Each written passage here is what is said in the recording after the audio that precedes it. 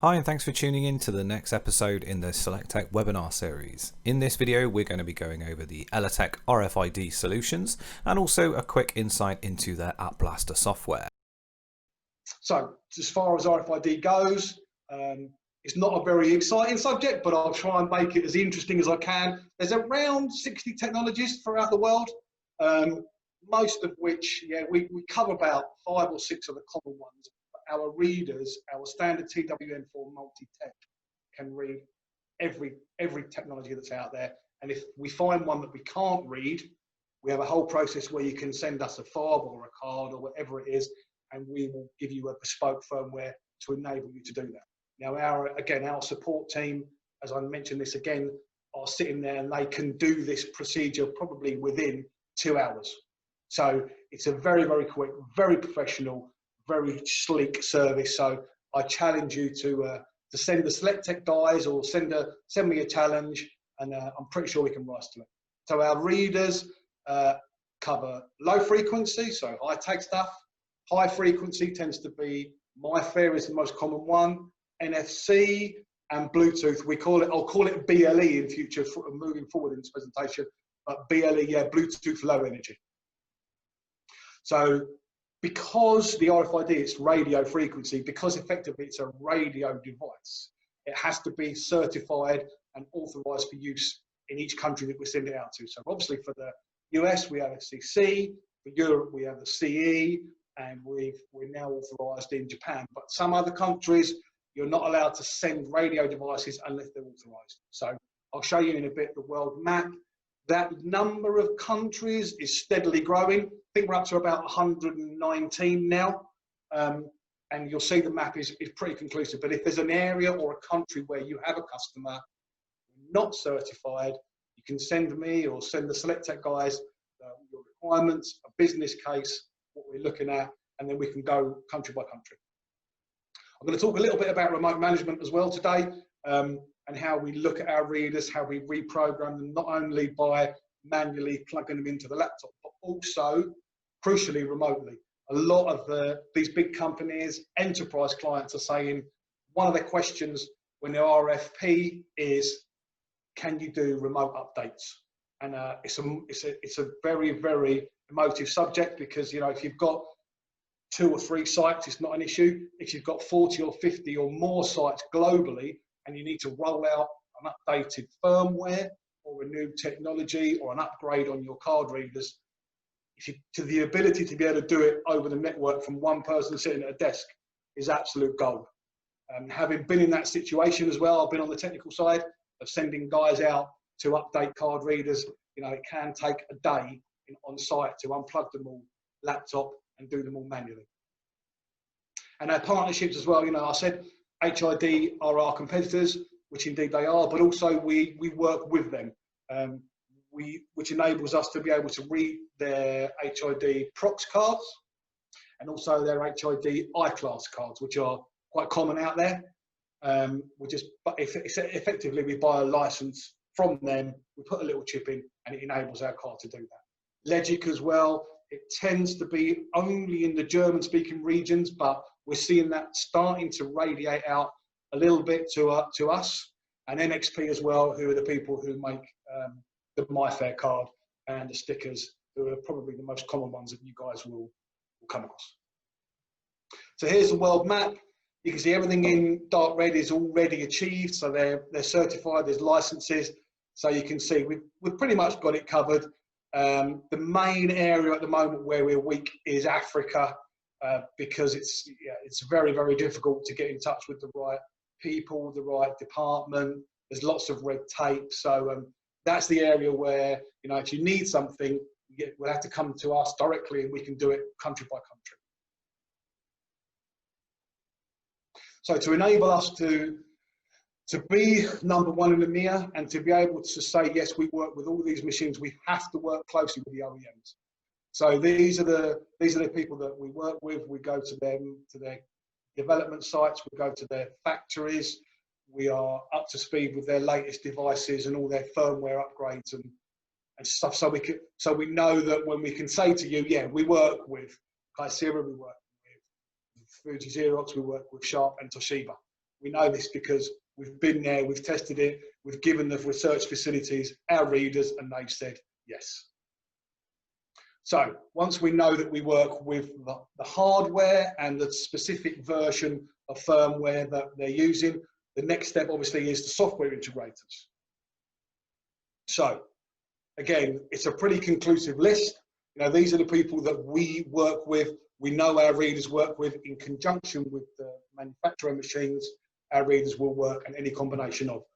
That's not to say that there are some hurdles and some challenges in the way, but you know, these have been tested with our readers on those devices. Okay, so from a world viewpoint, it would be great if there was only 1, 2, or 3 technologies, but as I said earlier, there's around 60.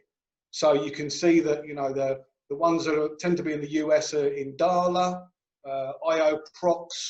As you come across to Europe, you can see we obviously use MyFair, EM and HID, and then as you go further across to Japan and the APAC region, you've got Tiris and Felica and lots of other stuff. So all of these technologies, our card reader will read. The important thing from your perspective is to find out from your customer, okay, so what is the technology that they use? Because they'll just give you a card. They say, well, here's what we use to get in the door. And it won't necessarily say on it what sort of technology it is. So when it comes to pricing it and making sure you've got the correct reader, what you need to know is what is the technology that is behind that. Which is where our little tech tracer kit comes in. I know some of you guys have these. I know Lee's got one, not sure if he uses it a lot, but he's definitely got one. I've definitely got one. I have used it actually. It does work, and it comes with a whole bunch of cards as well, doesn't it? It's a great bit. Thanks for that, Lee. It's like I lined you up there, mate. Yeah, you so did. Thank you. So we have something that what you can do is you can take with you to a customer, and at the end of the presentation, you know, they could give you a fob or a card and say, well, this is what we use. Tell us what it is. So you just bring this out of your bag, plug it into your laptop, and you just flash the card, and it will give you, as you can see in that little red box there, it will tell you the technology. So HID prox, it will tell you the length of the output, and it will then tell you the standard UID.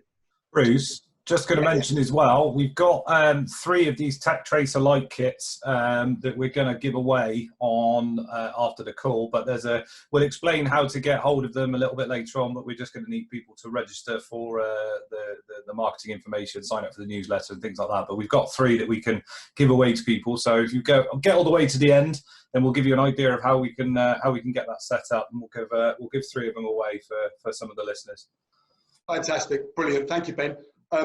So yeah, the little Tech Tracer LITE there, which is just a soft zip up, but you can put in your laptop bag or your case or whatever you take with you, just has a reader in there, programmed in tracer mode, and as Lee said, various different cards. So once you've tested the customer card, you can then say, look, well, if you have any other sites or any other technologies, this card will read all of them.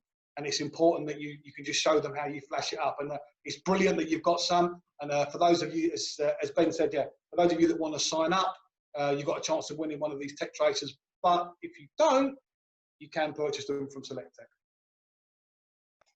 Bruce?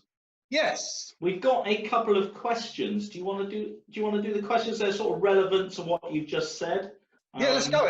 Back to the last screen, back to this one.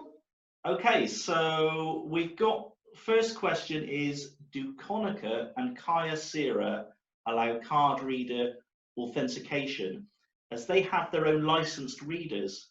Whilst RFIDs work on Konica without paper cuts, when you add paper cuts, it will not authenticate and doesn't recognize the reader. Is it a loadable driver? That's a two-part answer. Thank you for that, Lee. Yeah, a two-part one.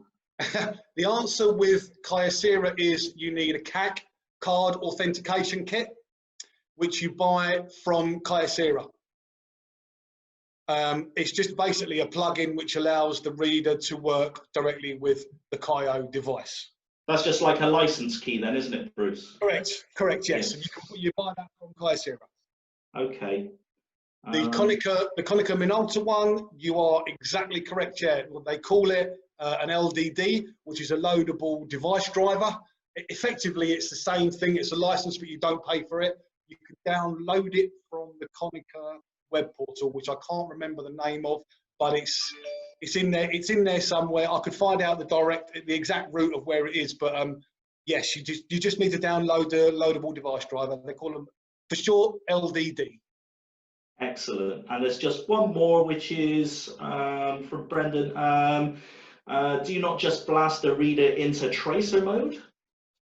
Yes, again, Brendan obviously is very familiar with ours. You can have a standard reader, and if you're familiar with our AppBlaster tool, which Brendan obviously is, you can flash a reader, and it will then, once it's in tracer mode, it will flash red to indicate that it's in tracer mode. And then you can just use your standard reader. So the answer is yes, but these packs come with additional cards in them also. They're all different technologies, so you can demonstrate to the customer that you can do lots of different technologies in one go, in one reader. Great stuff. Thank you for those. Oh, we've got a couple more as we're on this. Will Elatec support KYOCERA supplied cards? As long as it's one of, yes, they should do. As long as the KYOCERA supplied cards, I'm guessing are MyFair. So yes, we would support them. Yes. Excellent. Right. Okay. I think we'll let Bruce sort of crack on a bit now, if that's okay, everyone. And but do feel free to continue in the chat box there. That's absolutely fine. I feel like you're testing. I feel like you're testing me, Lee. It's always fun. Okay, let's just quickly move on then. So once you've found out your technology that you're using or your customer's using, it could just be one, it could be 3 or 4. If they've got different sites and they've been slowly taken over, or there could be multiple reasons, but you could have 1, 2, 3, 4, 5 technologies. So we try and keep our versions as easy as we can. So we have a standard version that reads over 50 technologies. It's just a standard TWN4. We have a P version, so TWN4, we call it -P, which adds HID procs to all those other technologies as well. And then the all singing, all dancing version is the PI, so which means that it will do HID procs and also HID iClass. And I'm not going to go through all these technologies. We have a nice new all singing, all dancing shiny website, elatec.com. If you haven't been there, please go and have a look afterwards. There's lots of information. We're hoping that we've made it a little bit easier to navigate. It was a little bit clunky previously, it didn't have much attention.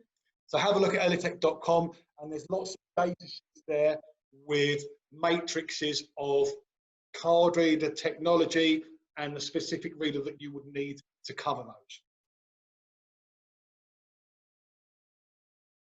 Okay, so as far as market trends go, BLE, as I said, Bluetooth Low Energy and smartphone authentication and smart locks and smart whatever is the buzzwords at the moment, as you guys know, and it's the growth market as far as we can see. But it's not just us. It's KYOCERA, it's Gartner, it's all these research houses are saying, okay, so we're starting to see the need and the call for smart authentication, for smart locks, for everything to be going via BLE or NFC. So you can see that, you know, the growth is obviously on an upward scale for that. And actually even now, and it's very prevalent because obviously of coronavirus, you don't want to be, you're trying to try and keep what you're touching down to a minimum. So if you can go to a hotel, you don't even need to check in. You don't need to sign anything. You just walk right in. You've got your mobile phone. They send you a virtual key to your phone with an app, and you just swipe your phone on the hotel room door and it lets you in. So that this was actually made before Corona, obviously, but actually now it's a lot more prevalent. You know, hotels and restaurants and everywhere are trying to keep the touching of door handles and furniture and everything else down to a minimum. So, you know, kind of this is playing right into everyone's hands, and the need for it was obviously on the increase prior to this. And when we come out the back of it, I think you're going to find that it's going to be an absolutely massive call for some sort of smart, contactless entry system, payment system, secure print release, anything that's possible to do just on your own phone, so you know it's just you, no germs, blah blah blah. So we have some we have our own app. We have our own Bluetooth app, which is very, very basic, which you can download. If you're lucky enough to have a Bluetooth reader, you can have a play with it. It's called Mobile Badge BLE2. But it's, as far as security goes, it's a very basic level. It just uses the inbuilt number that's in your phone. If you want to have the ability to give people virtual credentials, to be able to give them 1, 2, 3, 4, 5 number that they can use, then you need to go a little bit further, and that's where some of our third-party BLE app partners come in. So Clever Key is a Swiss company. As you can see, it's a dual-layered authentication. They can give you rights to go into this particular door, but not into that one. You can go into this car park level, but not that one. So it's very, very customizable. It's a subscription-based monthly app. Again, we've got more. Safe Trust is just mainly used in the US. UTC is used with Otis. So we are Otis's provider of RFID card readers. So if you get in a lift, some hotels have got a lift where you need to swipe your card to get to certain levels. So they will give you for example, how the way this will work is it'll give you an app. You swipe your phone on the reader, and it'll just give you access to whichever floor your room's on, for example. Orange Pack ID is a French company. We've got a couple of colleges and universities in Paris that are using our Orange Pack ID app, and also HID. We're not quite there, but HID have got their own Bluetooth app. And again, as I mentioned earlier, we partner with HID, and our negotiations with them have almost concluded, whereas we'll be able to use our readers with their app.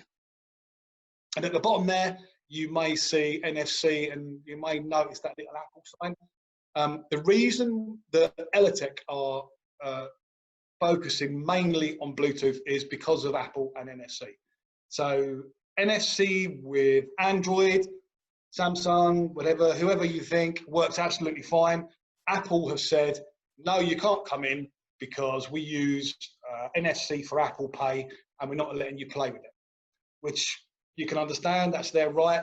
That, having said that, now they are starting to relax that rule a little bit, and we're in initial negotiations with them to try and use a portion of NFC with our app on Apple iPhones.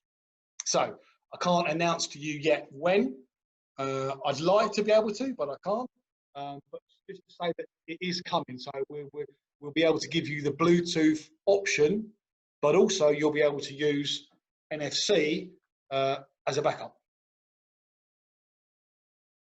Okay, so to be able to use BLE, you obviously need a BLE reader. So our TWN4 MULTITECH 2 comes in a BLE option. So not only does it have everything else before, so it has all the low frequency, high frequency capabilities, NFC, but also Bluetooth all in one device. So what we've had to do is we've had to shrink all the components down to get that great big what you can see gold coloured chip on the bottom there, which is the Bluetooth console.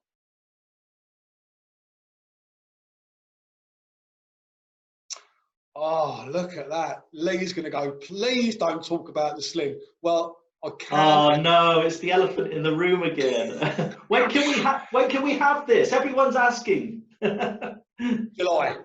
So we are getting because of, you know, China's been affected probably the worst, but that means that they're coming out of it the quickest. So now The production has started on these. We will be getting them and they will be available to buy in July. So for those of you that haven't seen this, it's a miniaturized, flattened down, squashed version of our old TWN4 MULTITECH reader. It's smaller than a credit card and it's 4 millimeters thick. So it's a fully functional, low frequency, high frequency, NFC, Bluetooth. Will also have P and PI options available on it. So initially, this has been designed by and with HP for just fitting directly underneath their panels, but we are in talks and negotiations with pretty much all of the other OEMs to be able to find space or a little pocket or something designed for this to go in, because they all love the size of it. You don't need a great big garage to fit it into. It will slot in. It's a great, beautiful thing to do, to get out and to be able to market there. So yeah, again, there'll be some more announcements on this when we finally got some news about when and how. So we have our Bluetooth reader. We've got our new Slim, but also if you have, which you probably will have, customers who are very price sensitive, as a lot of them tend to be, you know, they've got this card technology and they want to make sure that it's as cheap as possible. So what we've done is we've split our readers into single frequency. So you can buy high frequency only if the customer, for example, just needs MyFair, or indeed hasn't got a card system at all and just wants to use MyFair stickers on the back of something else, for example. So you can buy high frequency only and low frequency only, which does, as I say, EMT or high tag. So they are available. You can buy them from Elatec. The one thing I would say is, yes, that it's cheap and it will get your customer up and running. However, if at some point down the line that they merge with another company or they want to put another different technology onto it, or it expands out, they're going to have to purchase new readers. So it does, obviously it has its place, but you guys need to make sure your customers are aware that for future proofing, probably it's better to go TWN4 MULTITECH or MULTITECH 2 BLE. Okay, so some countries, and I know I'm talking to you guys and we're in the UK, but obviously it's a global world, and then some countries do have the need for contact cards as well as contactless. So if you are in that scenario, we can help you. We have a thing called a smart card reader. So it's a standard TWN4 contactless RFID reader on top, slightly fatter, slightly longer, which means that you can insert a card into it like you would in a chip and pin machine. So it's a contactless and a contact reader.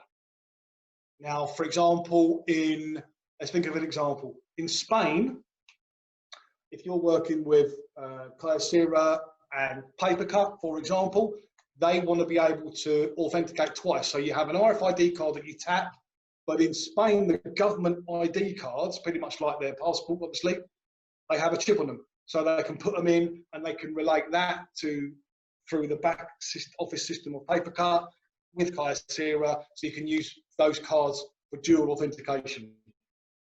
Now, I realise that that's not the right market for everyone, but to be able to offer that is an important thing to be able to remember if someone wants a very high level of authentication, or indeed has contact cards that they want to be able to use. Failing all else, if there's nowhere on your printer to put a USB card reader, they don't want to use the Bluetooth app, there's something else, they just want to be able to print release securely, but they don't want to put the reader in or on the machine, then we have a little network converter called the TCP3. Some of you on the call may be familiar with our old TCP 1 and 2. This is the next version of this, a bit much more memory, much more processing power, gigabit speed. So it just enables you to have this box next to your printer with your card reader plugged into it, swipe your card, it will then go off, authenticate to paper cut and release your print jobs next to the printer that's there by the machine, or indeed anywhere where it's linked to. So it's an important tool again to have where you may be taking on multi-vendor sites, and some of these don't have USB ports or any way of putting a reader on there. We have the capability to do it. And you may notice at the top there, there's a little bubble. We sent these TCP3s out to a lot of our software integrators, namely Papercut in Australia, to the Papercut HQ, and it's been tested. It works absolutely fine with the new Papercut Cloud version. So it's important for you guys to realise that if the customer really can't fit a reader on their machine, there is an option. Okay, so again, as I said to you, Elatec is #1 for secure print in EMEA, and secure print accounts for about 60% of Elatec's business. So the other 40% is what we call the industry side of things. So, you know, access control, vehicle logging, electric vehicle charging, lockers, cafeterias, all sorts of stuff that you can imagine. And I just wanted to give you an overview of that, just in case you think, well, there's an opportunity somewhere else that currently doesn't have secure print release, but still uses cards. So you can go with your value proposition and say, look, I know you've already got cards because you use this. How about you can use that same card to do print release? You may even be able to get in your door with it, pay at the cafeteria, and you may even, you know, eventually be able to use it on your smartphone. So it's just to give you a quick idea and to try and stop all the boring stuff about printing, making you stop doing your emails.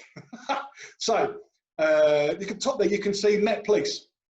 So the Met Police in London have our card readers in their patrol cars, and you can't get in it and start it until you swipe it, so that then it knows exactly who you are, what time of day it is, where you're going. Obviously they're tracked, so if anything happens, they can tell exactly who was driving it, speeds, location, everything else. Vehicles, EV bikes, yeah, electric bikes. Some cities have electric bike charging and rentals. You can use your card to pre-registered card. You can just to release it, drive it like a Boris bike, somewhere else, put it back. The most interesting one for me is these JCBs.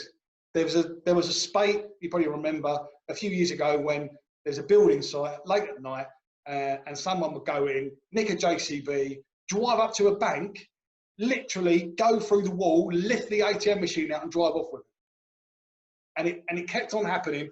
So now these companies are thinking, well, maybe we should do something about that. Again, a lot of these companies now have inbuilt RFID card readers in them, so that it's not just turn of a key. You have to authenticate yourself, obviously for health and safety, but also just to make sure that you're actually registered and trained and certified for that vehicle. And there's a multitude of others there, which I'm not going to go through, but it's just to give you an overall idea. So, for example, Toyota, massive company worldwide. You know, if you go into any of their warehouses or any of their offices, they've got our access control readers in their doors, but also their electrified pallet trucks, their forklift trucks. You cannot start them, you cannot drive them until you swipe your card on them. So they come in a little silicon encased thing, so it's IP65, which means that it can be used outside in any weathers. And it just means that, again, it's that much more secure. And again, it checks to make sure that you are qualified to be able to drive that particular vehicle, for example. So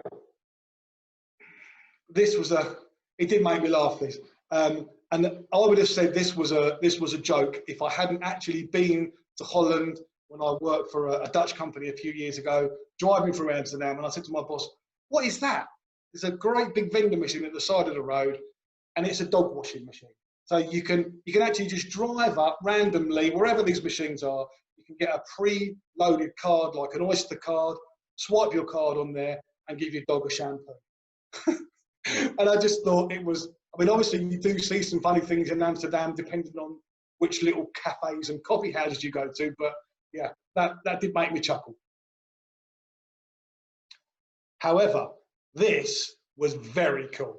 So we have, I have an industry colleague who works in, lives in Sweden, but covers the Nordic region. And this is a Swedish company, RMK, who are making some very, very cool electric bikes. It's obviously the rage, you know, Sweden and those Nordic countries are very green, very sensitive about the environment. So he's gone in with this company, and again, these you can hire them for hours with the reader, but again, you cannot start them until you swipe your card to make sure you've got a license, to make sure you've paid, blah blah blah. So you know, it's the uses of RFID are going out there, and again, the readers that are in there are Bluetooth enabled. So eventually, there will be an app which just allows you to send a key to your phone, press your helmet on, get on the bike, boom, you're off.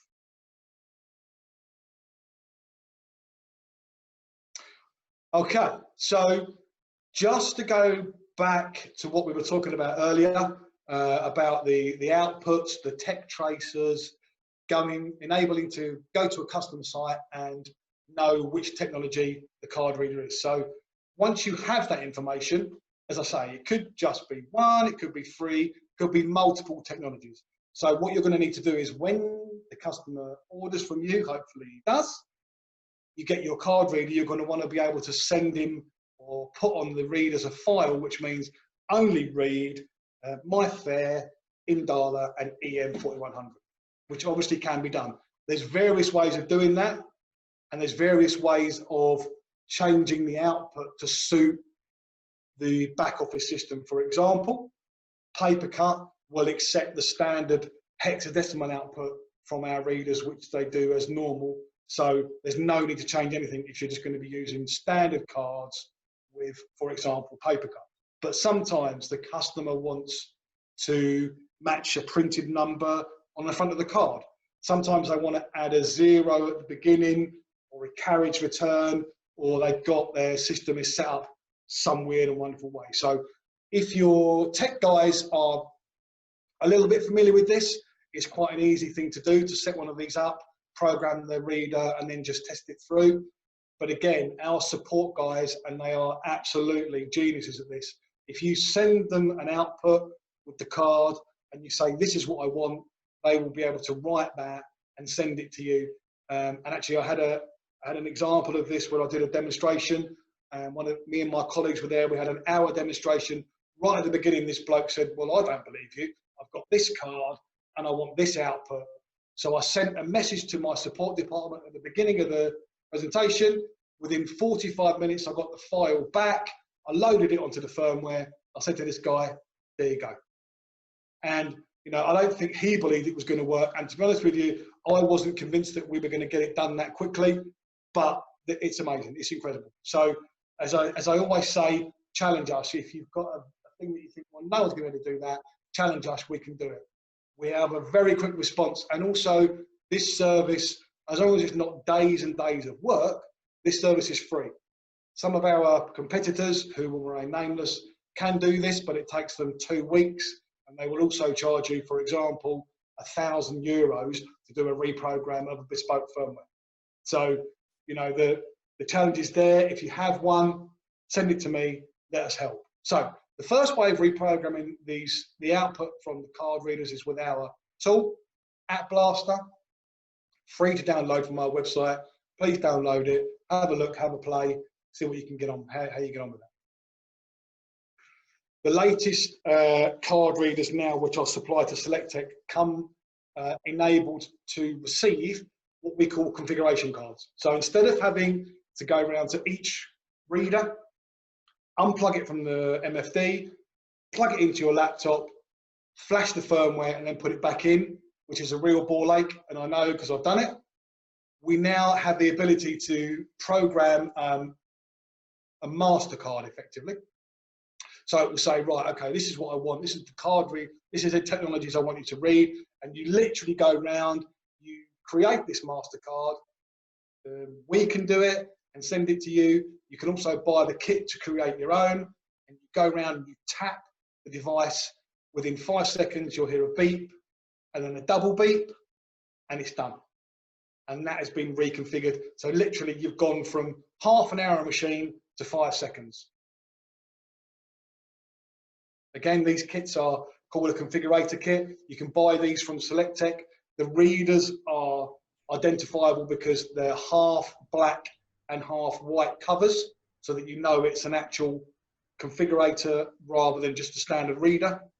And you can, as again, you can create your own cards, give them to your FSEs, or indeed you could send them to someone responsible on site and say, look, there's your one, go around and update them all.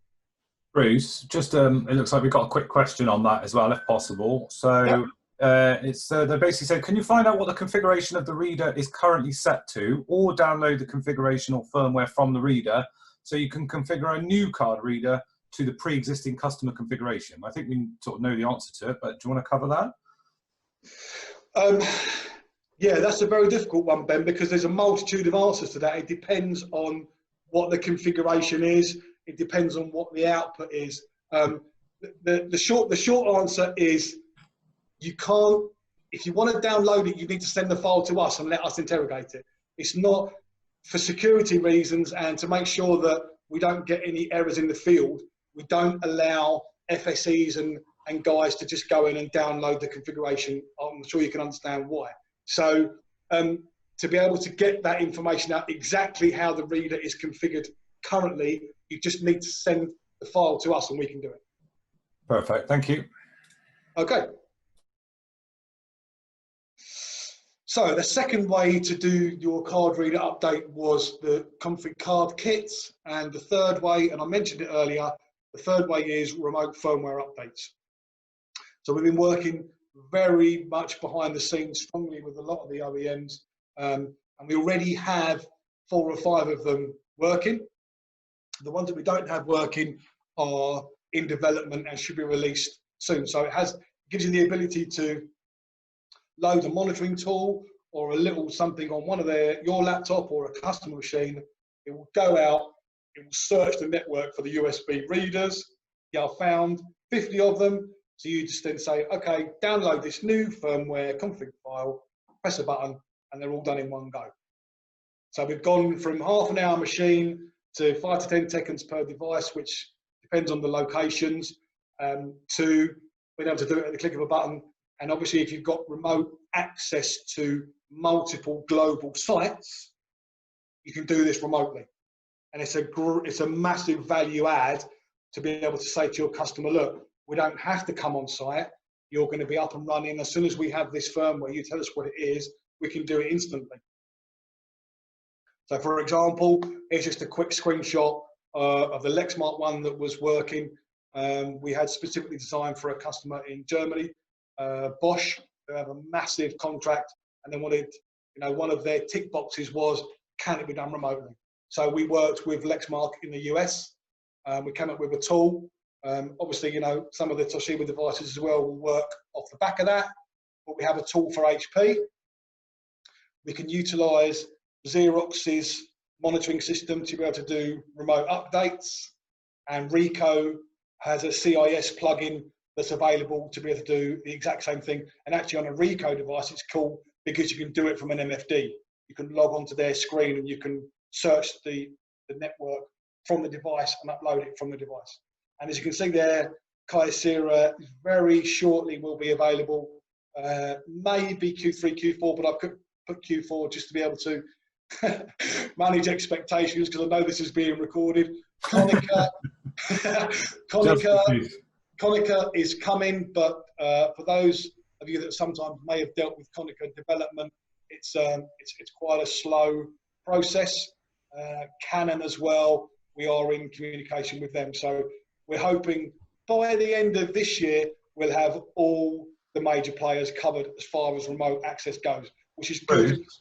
Yes. Yeah, sorry, we've got a question saying, does XEROX support the remote firmware update? Did you mention that? I did, yeah, it's on the screen now. Perfect, there we go, marvellous, thank you. You can use XDM, which is a tool in the XPPS folders. You can use XDM to go and search. It can obviously be done device by device as well, but yes, XEROX have got their next version of firmware will support all devices and all all versions of TWN4. So it will be, I've got to be careful what I say, it will be backward compatible for those devices that are in the field, as long as the machines are work center models or Altalink. For those of you who know Xerox, you'll understand what that means. If you have any questions around that, get in touch with Lee or Ben, and I can funnel some more information around that if you need it. Okay, so just to wrap up, I see the time's about 50 minutes. That's probably about right. The ways to reconfigure our readers. If you know it and you're confident you can use it, use our AppBlaster tool. If you want to do it slightly quicker with our config card tool, you can also do that. You can create your own, or we can supply them and send them out to SelectTech or direct to you guys. Second way, and then the third way is the remote update tool, which again will save you massive amount of time. And a lot of these customers will say, if it's not upgradable, I don't want to talk about it remotely. So I think one last thing, I know this is a lot of information to take in, and it is being recorded. There is our elatec.com website, which you can go to just to refresh your memory. But also we have a YouTube channel, which is a bit more useful. It gives you live videos. It gives you demonstrations on how to stuff, default firmware, how to use AppBlaster, set up the TCP converters, etc., etc. So it's worth having a little, if we're just going to have a play with it, maybe follow that through just to give yourself a little bit of a refresh. And I think probably that is me done. What I would say is thank you so much. Well, there we go, guys. A big thank you to Lee and Bruce from Elatec for that fantastic video. If you do need any further information, then please do get in touch with your account manager or drop an email to sales@selectech.com if you want any further information on any of the Elatec products shown today. Please do follow us on our LinkedIn and Twitter @SelectTech for the next up-and-coming webinars in the series. Many thanks for watching, and we hope you're all well. See you soon.